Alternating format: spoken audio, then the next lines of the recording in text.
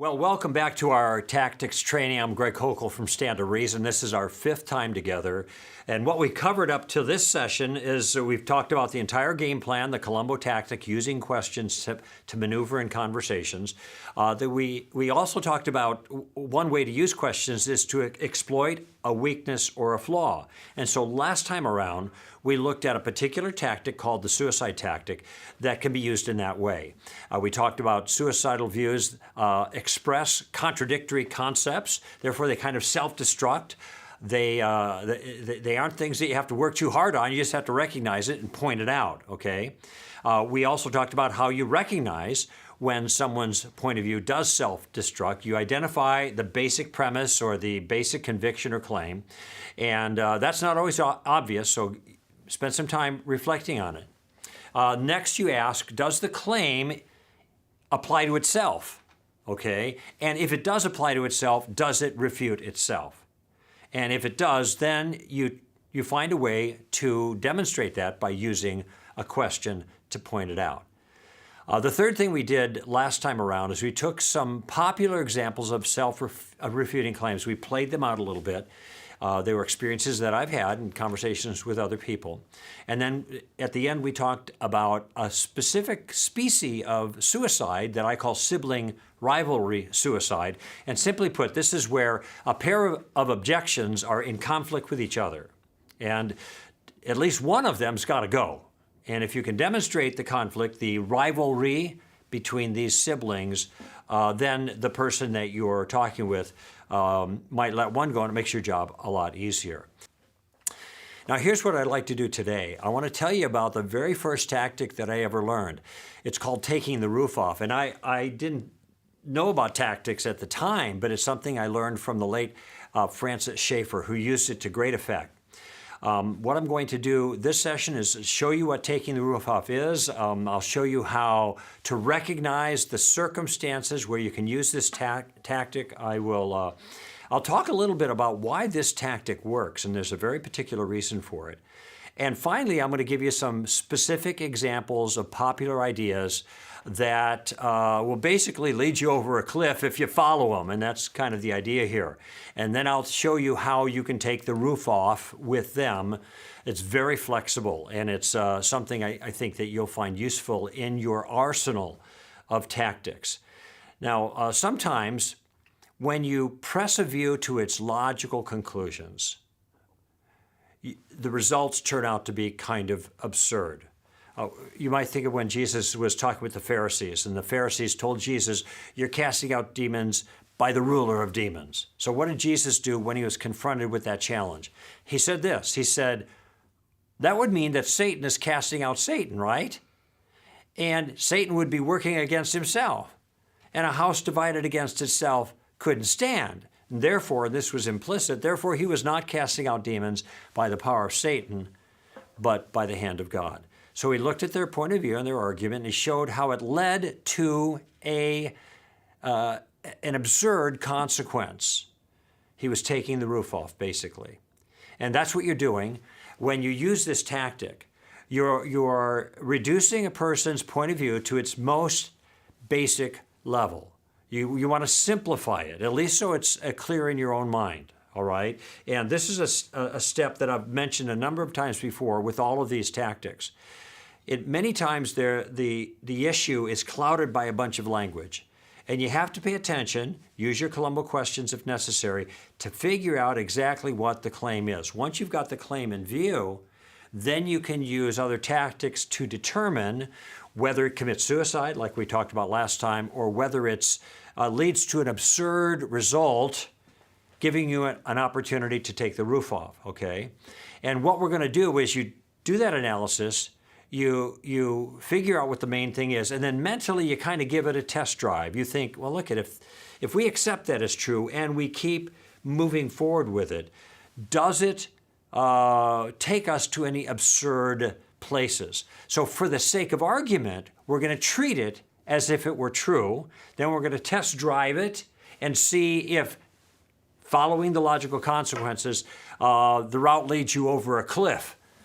And if it does, there's probably something wrong with where you started in the first place, okay? So that's the basic idea here. Now, the point of this tactic is to see if a person can really live with the moral or intellectual consequences of his beliefs, because they can be applied in different ways. And in essence, what you're doing is you're taking their moral or rational views seriously, and then you're showing them that if they're applied consistently, they're going to lead to something that's either absurd for an intellectual issue or for a moral issue, just clearly immoral, okay? That's taking the roof off.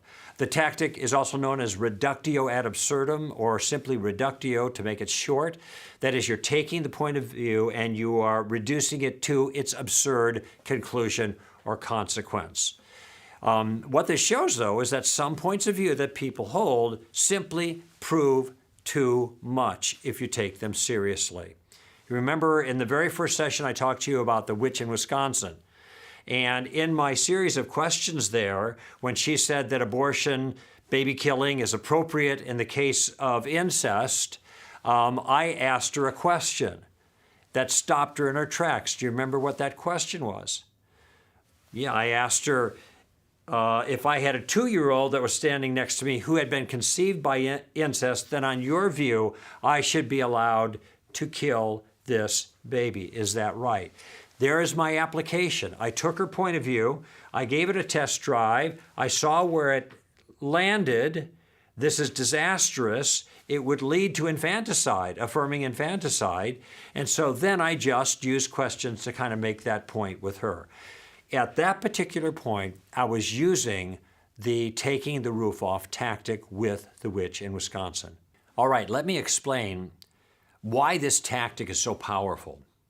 Francis Schaeffer, who developed this tactic and gave it its name, taking the roof off, observed something about the human condition. He said, look, given that Christianity is actually true, that means that every human being really is made in the image of God. Every human being must live in the world that God created. And it turns out if that person denies God or denies anything about the truth about God and his world, essentially anything about the Christian worldview, then he's denying reality in some sense. And there's something we know about reality. The real world that we live in, if you don't take it seriously, it has a way of getting your attention. You run into it. You have a collision with it. It may injure you if you don't take it seriously. Well, take that step just a little further. If you are denying some fact of reality, some fact of the Christian worldview, then your belief, contrary to the Christian worldview, is a denial of reality, and there's going to be a collision between what the false worldview dictates and the way the world actually is, okay? Now, Francis Schaeffer called this the point of tension. Now, last session, I mentioned something about Richard Dawkins and how on the one hand, he's a relativist. He doesn't believe in objective morality because he's a naturalist, a materialist. He's an atheist. He understands that if there is no God, then there can't be any morality. But then at the same time, he's attacking the God of the Bible in one of his books as being wicked and immoral. Now, you can't have both things. This is a sibling rivalry we talked about. But why is it that he makes this mistake? He makes this mistake because on the one hand, he's a rebel against God, and he wants to say the things consistent with his rebellious worldview. But on the other hand, he's a human being who lives in God's world, and God's world is absolutely thick with morality. And so he can't keep himself from making moral judgments, which he ends up making against God, and which I don't think apply to God properly. He's mistaken in that regard, but he is not mistaken in making moral judgments because that's part of the real world that we live in. Now, what happens with non-believers who do this kind of thing is they've kind of erected a protective roof over themselves. The roof protects them from the tension, from the consequences of their own idea, because Richard Dawkins would have to look at something like gay bashing, which he thinks is terrible, and I do as well, and he'd have to say that there's no moral content to that at all. So he just avoids looking at that natural consequence of his view, and that's the roof that protects him. Okay? Our job, Francis Schaeffer said, is to take the roof off. And we do it in a gracious way but we try to make that person face the consequences of his own view. Now, I mentioned Richard Dawkins, the atheist, because atheism, I think, has lots of these kinds of examples in it, these kinds of collisions with reality. And what you'll notice, by the way, with atheists is when they collide with reality, that is, they run into something in the real world that doesn't fit their worldview, they just call it an illusion. So morality is an illusion. Consciousness is an illusion. Design is an illusion. These are the kind of things they say because they are denying those things that will not fit in the box of their worldview. So what happens if you have a moral relativist? Someone says there is no objective morality. So how do we take the roof off on a person like that? I heard one person suggest steal the stereo. Says there's no morality? All right, steal a stereo. What's his complaint going to be? You did something wrong? Stealing is wrong? You can't say that. So what we're doing in that simple act, and now I'm not telling you to steal anything, but you see the contrast, you see the conflict. In that simple attempt or that simple act, you are demonstrating that the person doesn't really believe what he says he believes. No, they want to talk about relativism when it's convenient for them, but in the real world, in day-to-day interactions, they're moral realists. They believe in objective morality, and their reactions are going to show that. And what you want to do is, given that we know that deep down inside they believe in moral reality, that they're human beings made in the image of God and they must live in God's world, we're going to try to construct some kind of situation that forces them to face the facts. That's how you take the roof off. And if you can use questions in the process, all the better. What about, let's say, naturalistic Darwinian evolution? So this is part of the atheist package. Now, I think Darwinian evolution fails on the merits, but there are other problems with it. And that is, if Darwinism is true, then put simply, the only rule that matters in the world is that the strong rule the weak. Not that the strong should care for the weak. That's a moral principle. There are no moral principles, no objective moral principles in evolution. And there is just this principle of the strong ruling the weak. So if a person is holding to Darwinism, then I think it's fair to ask this question. So here comes Columbo. Tell me your principled objection to genocide. Joseph Stalin? Mao Zedong? I mean, between the two of them, we've got pretty close to 100 million lives taken. So much for the old canard that it's religion that causes most bloodshed in the world. No, it isn't. It's secular ideologies, for example, communism, which has atheism as its foundation. And they believe in the Darwinian model. And the Darwinian model says the strong rule the weak. And that's what they're doing. They're the strong ones. They're ruling the weak ones. Who's to complain? Now, I know that atheists don't think that's right. My question is, what is their principled argument against it, given their worldview? And the answer is, there is no principled argument against it, given their worldview. What have I done? I've taken the roof off and I've let the cold wind blow. So they have to feel the force of the consequence of their worldview. They know that in the real world there is terrible evil. They don't want to admit it quite like that in so many words, especially when they're defending turf. And when they're advancing atheism, they're going to deny objective morality, okay? You take the roof off in that situation. Sam Harris is another new atheist, and Sam Harris, this is really amazing to me. But he's not alone in this. Sam Harris is a determinist, and what a determinist is a person who believes that the whole world, the whole universe, every single thing is just a complicated set of dominoes falling.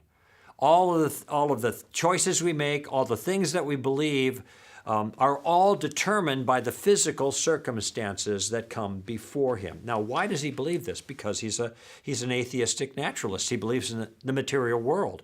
There can't be anything like free will because you cannot get free will from a materialistic world. So at this particular point, Sam Harris is consistent with his worldview. But you take it a little further, and you're going to have some real problems. For example, if determinism is true, you can't have any morality. You can't have people that are praised for good things they do or blamed for bad things that they do, because praise and blame don't work in a world where there is no good or bad. Everything's already determined by the circumstances that come before, so there are no choices to be made. So how is it that Sam Harris then can talk about morality?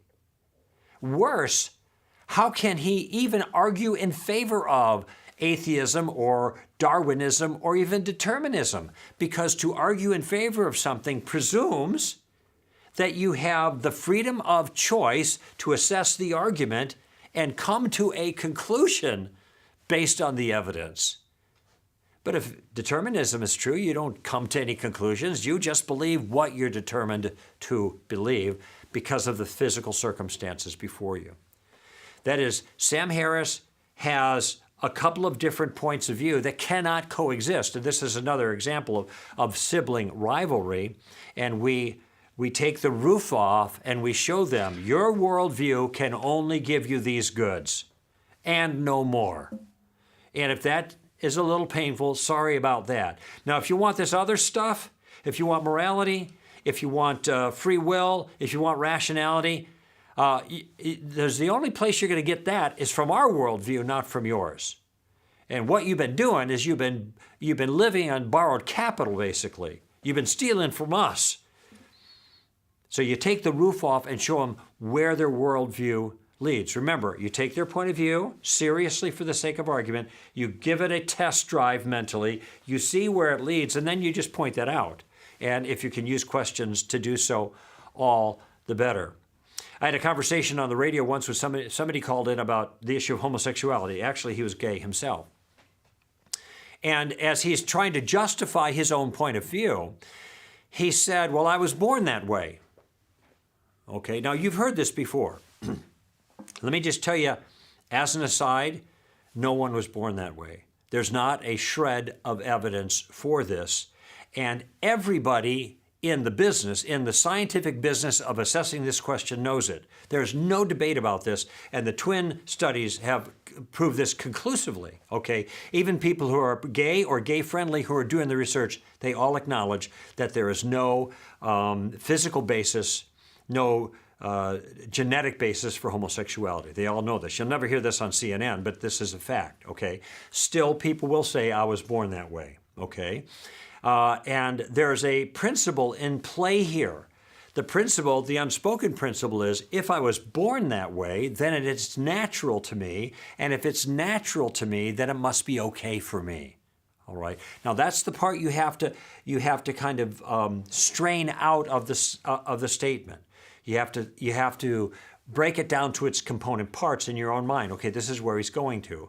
Now, does this conclusion that is implicit in the I was born that way defense of homosexuality, the conclusion that anything that's natural is moral, does that lead to any bizarre consequences? And the answer is yes, it does. And in fact, I use that on him. I said, let me tell you something. What I want to know is, how would you respond if I said this to you? Now I said to him, I don't believe this, but how would you respond if I said it to you? If I said I had a condition that I've had all my life, ever since I was a younger child, I was aware of this, and now I'm using the language that was perfectly parallel with his own description of his developing same-sex attraction. But then I tell him what my natural impulse actually is. I have a natural impulse to beat up homosexuals when I meet them. So what think you? What say you about that? Apparently he didn't hear the part where I said, I don't believe that. And so he got really mad at me. And I said, look at Marty was his name. I'm not advancing that view. What I want to know is, what is your objection to my view in light of what you told me was a defense for your own view? That's all I'm asking. So what am I doing? I'm taking the roof off. I'm showing, if this is your morality, that just doing what comes naturally is therefore moral, then any kind of vice that I can claim is natural for me turns out not to be a vice at all, even something like gay bashing. That's a problem. Okay. Actually, when you think about it, the difference between just doing what comes naturally and principled self-restraint is called civilization, okay? Animals do what comes naturally. Human beings, by contrast, are supposed to take their behaviors captive, if you will, to moral realities. We don't do our natural impulses. We say no to them because a lot of them are vices, not virtues. And therefore, this cannot be a good defense for homosexuality, okay? We learned that by taking the roof off. A number of years ago in the state of California, there was a criminal that was going to be executed, and Mother Teresa, when she was still alive, of course, contacted the governor of the state of California and was trying to get the prisoner's sentence commuted. And here is her logic. She said Jesus would forgive. Now, would Jesus forgive? Well, yeah, if the person is repentant and turns to Christ for forgiveness, yeah, Jesus would forgive even a gross murderer. But is this a good argument for the governor to commute the sentence? And the answer is no, and because the rationale or point of view proves too much. So what is the point of view? The point of view is that wherever Jesus would forgive, we should not punish. Okay? But what would Jesus forgive? He'd forgive everything if we ask for forgiveness. So this becomes an argument not against capital punishment, but an argument against all punishment of any kind. Again, it proves too much. Now, I think that God has his court and man has his court, and the court that man has is one that God has given to him. And therefore, God can do what he wants in his court, but man has to do what is appropriate in that court environment. And forgiving every criminal is not appropriate, even though Jesus would do it. How do we know it's not appropriate? Because we take the roof off. And following that rule would mean we'd have to end the prison system entirely, okay? Now, how about the person who says, well, I'm not hurting somebody? Okay, a lot of times in moral issues, you'll be talking about these things, trying to make a case about something, and they'll say, well, I'm not hurting anybody, so therefore my morality is okay. That's the implicit conclusion, all right? I remember having a conversation at a wedding, and we were all at a dinner table, and there was an attorney sitting across from me, a young lady who is not a Christian, and this point came up. And I said to you, so you must have been really upset when they prosecuted that doctor who molested that woman while she was under sedation. And she said, no, I thought that was terrible. And I said, well, wait a minute. He wasn't hurting anyone. So in that situation, her moral rule was fulfilled, but it was obvious that this person was doing something that they shouldn't have been doing. Think of a peeping Tom, for goodness sake. Why is that illegal? They're not hurting anybody. And in fact, people who are being peeped on don't even know they've been peeped on much of the time. So where's the harm in that? Well, it turns out, just by reflecting on those illustrations as I take the roof off, this would be the consequence, that morality has got to be much broader than simply the rule, do no harm, as long as I'm not hurting someone. No, there's a lot more to morality than that. And therefore, simply arguing that I'm not hurting anybody is not enough justification to be able to allow you to do whatever it is you want to do. Okay? In the real world, morality is much bigger than this kind of thing. All right? That's the point of tension, by the way. The person wants to limit morality to this particular thing because it's comfortable for them and maybe justifies their own views, but at the same time, they have to live in God's world. And there are plenty of counterexamples that are clearly wrong to them that do not fall under that heading as long as I'm not hurting someone. We talked about another example in another session when a student says there is no truth, and we talked about that being self-refuting. You could ask them, really, is that true? But you could also ask another question that would be an example of taking the roof off. This idea that there is no truth, almost universally in my experience, comes from students. So when they go to college, this is what they learn. They learn there is no truth. And that strikes me as a little bit odd. Isn't going to the university the place where you're supposed to learn what is true and gain knowledge, whatever? So if that's what they're learning, what are they doing at the university? And that's what I ask. If you don't believe there's truth, then what are you doing here at the university? Is this what your professors are teaching you? There's no truth? You should ask for your money back.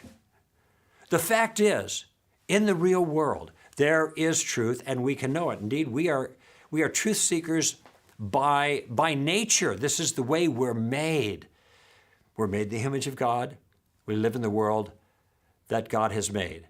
And deep down inside, people know these things to be so, these things that they're trying to deny for other reasons. What we do is we take their point of view, we give it a test drive, and we see where it leads. That's taking the roof off. So that's what we've done so far in this session. We learned the basic tactic, taking the roof off. We learned the 3 steps that you need to take in order to use the tactic. You reduce the point of view to its basic premise, and then you adopt it as true for the sake of discussion. Let's say you're right about that, okay? If you're right about that, then where does it go? And then we reflect on where it goes.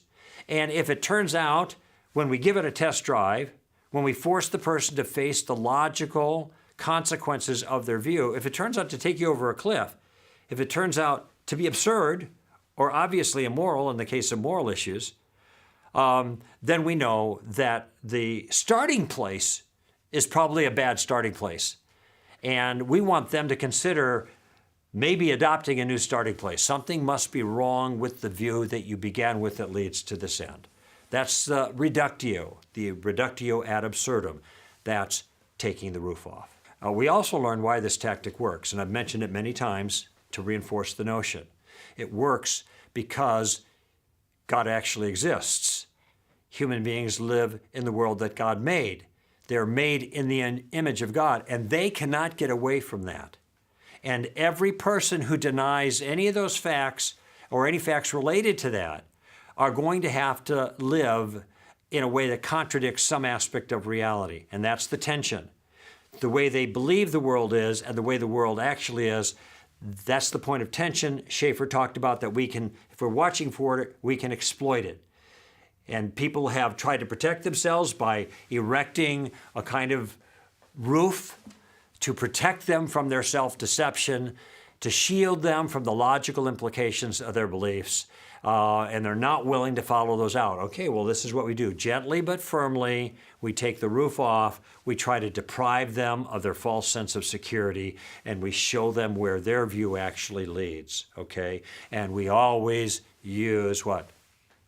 Questions whenever we can. So here's your homework. I want you to be alert this week to points of view that might lead to absurd conclusions if they're practiced consistently. And again, take the other person's point of view, reduce it to its basic premise, give it a mental test drive, see where it might go. And maybe you'll find out that it leads them over a cliff or into a ditch. Then you come back and you take the roof off and you help them to see the consequences of their own viewpoint.